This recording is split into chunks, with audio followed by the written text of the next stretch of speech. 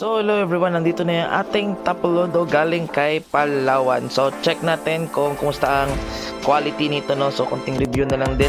So ito wala pa tong paint. Okay, so ako pa ipaparap pasikat ko. Okay, so unboxing natin ngayon.